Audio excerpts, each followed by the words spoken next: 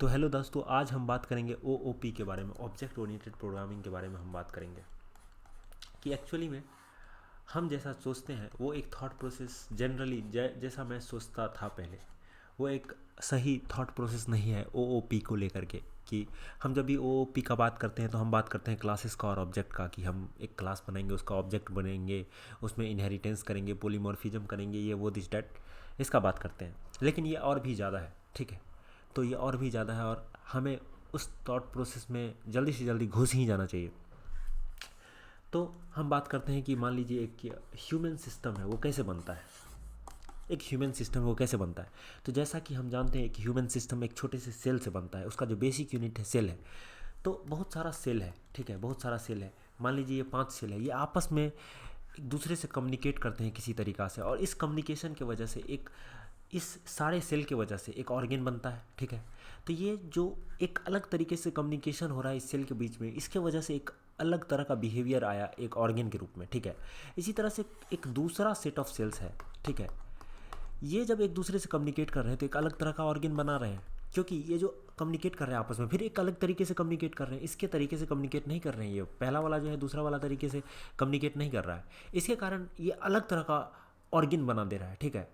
और फिर ये ऑर्गेन आपस में, ये बहुत सारा ऑर्गेन जब बात करते हैं आपस में कम्युनिकेट करते हैं किसी तरीक़ा से सम मैनर में, तो एक ऑर्गेन सिस्टम बनता है।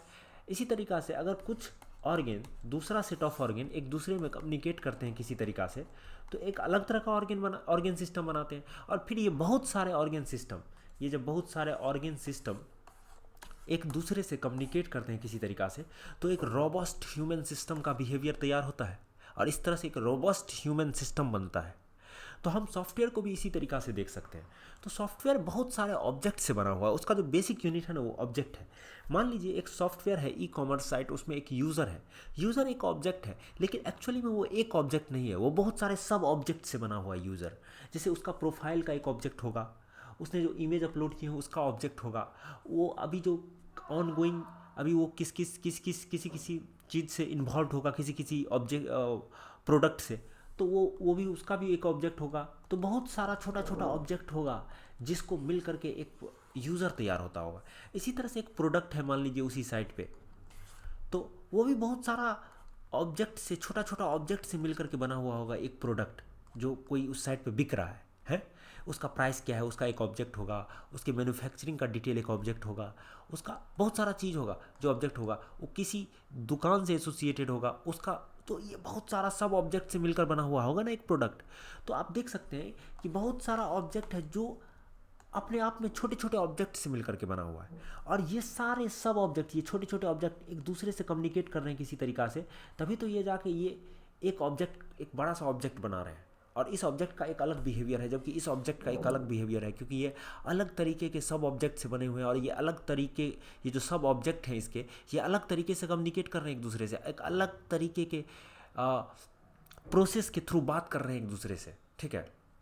अब देखिए, और ये बहुत, और इसी सॉफ्टवेयर सिस्टम में बहुत सारा प्रोसेस होगा, बहुत सारा प्रोसेस होगा।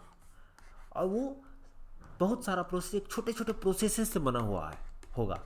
और मान लीजिए इस यूज़र का कोई ऑब्जेक्ट कोई एक्टिविटी करता है किसी प्रोसेस को लेकर के, तो इसके कारण हो सकता है कि ये प्रोसेस भी एग्जीक्यूट हो, ये प्रोसेस भी एग्जीक्यूट हो, ये भी एग्जीक्यूट हो, ये भी एग्जीक्यूट हो, ये भी एग्जीक्यूट हो, ये भी एग्जीक्यूट हो, ये भी एग्जीक्यूट हो, सब एग्जीक्यूट हो।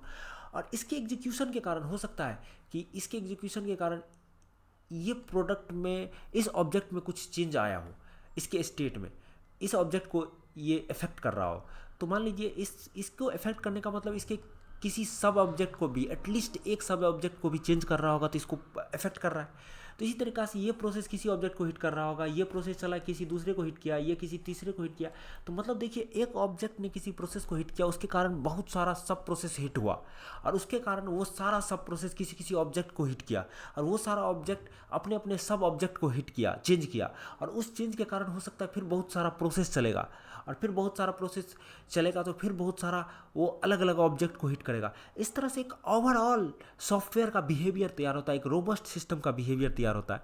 तो हम जो है ऑब्जेक्ट्स को इस तरीक़ा से देख सकते हैं, सॉफ्टवेयर को क्लासेस और ऑब्जेक्ट्स को इतना नहीं, इस तरीक़ा से देख सकते हैं, एक रोबस्ट तरीका हम देख सकते हैं कि कोई भी बहुत बड़ा सॉफ्टवेयर बनाना है आपको, तो छोटे छोटे ऑब्जेक्ट्स के रूप में सोचो सॉफ्टवेयर को, और फिर उस सब को एक दूसरे में कम्युनिकेट कराने का सोचो कि कैसे एक दूसरे को कम्युनिकेट किया जा सकता है, सो डैट एक सिस्टम रोबस्ट बने और लंबे टाइम तक उसको मेंटेन किया जा सके। इस तरीक़ा से काम को डिस्ट्रीब्यूट किया जाए ऑब्जेक्ट्स के रूप में और उसके बीच में कम्युनिकेट कराया जाए। तो यही एक ओवरऑल पिक्चर होना चाहिए, थॉट प्रोसेस होना चाहिए OOP को लेकर के, ऑब्जेक्ट ओरिएंटेड प्रोग्रामिंग को लेकर के। तो दैट्स इट, थैंक यू।